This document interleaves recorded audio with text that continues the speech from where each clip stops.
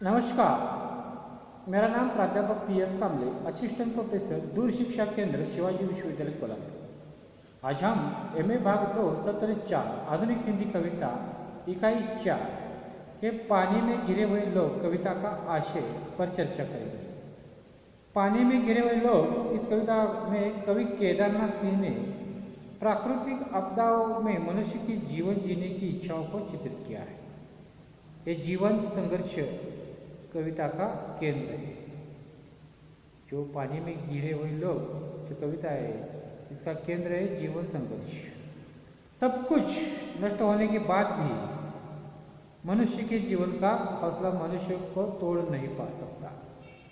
अपनी बची हुई चीज़ों को जुटाते हुए वो फिर एक बार खड़ा रहने की कोशिश करता है। बाढ़ के पानी से पीड़ित लोग प्रार्थना नहीं करते, वे पूरे विश्वास से देखते हैं पानी की क्या स्थिति है, उसे हमारा जीवन पर कितना असर होने वाला है। और एक दिन वे बिना किसी के सूचना के गधा बैल या भैंस की पीठ पर अपने लिए आवश्यक चीजें ले लाद कर वे दूर सुरक्षित स्थान पर जाकर बसने का काम करते हैं। इसके लिए वे किसी के सामने प्रार्थना नहीं करते। बाढ़ कितने आश्चर्यजनक है कि एक झटके में सब कुछ बदल डालती है। बाढ़ के परिणाम लोगों के जीवन पर भयानक परिणाम करते हैं। उनका दिनक्रम ही पूरी तरह टूट जाता है। वे अपनी सुरक्षा के लिए प्रयास करना शुरू कर देते हैं। उन्हें इस बाढ़ के पानी में सुरक्षित रहने के लिए थोड़ी सी जगह जरूर मिल जाती है। थोड़ी धूप भी उन्हें काम करने की ऊर्जा प्रदान करती है। थोड़ा सा आसमान भी उनके लिए स्वच्छ हो जाता है तो लोग अपने काम में जुट जाते हैं। फिर लोग अपनी सुरक्षा के लिए जमीन में खंभे गाड़ते हैं और सुरक्षित जगह प्राप्त कर लेते हैं। उस खंभे पर बोरियां तान कर बांधते हैं, मूंछ के घास की रस्सियों और मोटे कपड़े से सुरक्षित जगह बनाते हैं। अपने साथ जंगली लकड़ी की गंध ले आते हैं, साथ ही आम की गुठलियां भी रखते हैं। बाढ़ से बचते हुए खल टीन अपने साथ रखते हैं। अपना पेट भरने के लिए भुने हुए चने खाने का काम करते हैं। इन सभी बातों से राहत पाने के लिए चिलम और आग को भी अपने साथ रखते हैं। बाढ़ के पानी में किसान परिवार की आधारशिला होने वाला पालतू दूध देने वाले जानवर पानी में बह जाते हैं, जिस पर किसान का आर्थिक जीवन निर्भर होता है। साथ ही पूजा पाठ के चीज़ों में से उनकी पूजा की घंटी बह जाती है। इतनी हानि यहाँ के लोगों की हो जाती है। उसके साथ महावीर जी की मूर्ति भी इस बाढ़ के पानी में बह जाती है, जो उनकी श्रद्धा का विषय है। घरों की कच्ची दीवारों इस पानी के बहाव में गिर गई है। साथ ही दीवारों पर बने हुए हाथी, घोड़े, फूल और पत्ते और पटरे सभी आवश्यक चीजें बह जाती हैं। इतना सब कुछ बह जाने के बाद ये लोग कोई शिकायत नहीं करते। वे हर की कीमत पर अपनी चिलम की छेद में इन सभी बातों के विरुद्ध लड़ने के लिए आग बचा कर रखते हैं। थोड़ी आग इन बातों के लिए है। फिर उस दिन का सूरज डूब जाता है, उनके जीवन में अंधकार छा जाता है। इतने कहीं से आती है पानी पर लोगों के बोलने की तेज आवाज़ें, जो लोगों के होने की सूचना देती है। कैसे धुआं उड़ता है, पेड़ों पर मंडराता हवा। ये देखने के बाद पानी में गिरे हुए लोग परेशान हो जाते हैं। लोग अपने अस्तित्व को स्पष्ट करने हेतु जला देते हैं एक टंगा हुआ कंदील। उसे वे ऐसे स्थान पर टांग देते हैं, ऐसे स्थान पर जिससे उसका निवास स्थान का पता चले, ताकि उनके होने की खबर सबको मिले। ये बात पानी के पार पहुंचती रही। उस कंदील के मध्यम रोशनी में पानी की आंखें डालते हुए देखते रहते हैं। वे रात भर खड़े रहते हैं पानी के सामने, पानी की तरफ, पानी के विरुद्ध मुकाबला करते हुए। सिर्फ उनके अराह की तरह हर बार कुछ टूटता है, हर बार पानी में कुछ गिरता है। ये सभी डरावना लगता है। उसी समय पानी की आवाज़ आती है, छपक छपक की, जैसे कोई पानी प्रवाह कर रहा है। पानी में गिरे हुए लोगों की ये कविता का आशय है कि बाढ़ में गिरे हुए लोग भी तो सब कुछ खो जाने के बाद भी जीने की आशा होती है। जो कुछ मिला है, जो कुछ बचा है, उसके आधार पर लोग जीने की कोशिश करते हैं।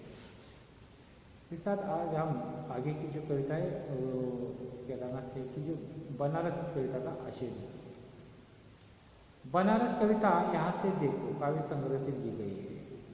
बनारस कविता यहाँ से देखो काव्य संग्रह से ली गई है। एक सुंदर रचना एक सुंदर दुनिया भी निर्माण करने की क्षमता रखती है। प्रस्तुत संग्रह की कविताएं वास्तविक के विरुद्ध है। बनारस कविता में बनारस शहर की स्थिरता को लक्ष्य किया है। इस शहर में सब कुछ धीमी गति से होता है, जैसे कुछ हो नहीं रहा है। इसमें आधुनिक और पुरानी बातों के बीच समन्वय दिखाने का प्रयास हुआ है। बनारस शहर में आध्यात्मिक सांस्कृतिक केंद्र है। इस प्रकार बनारस शहर में चल रही बातों का चित्रण कविता में हुआ है। बनारस इस कविता में बनारस शहर में चल रहे बातों का चित्रण हुआ है।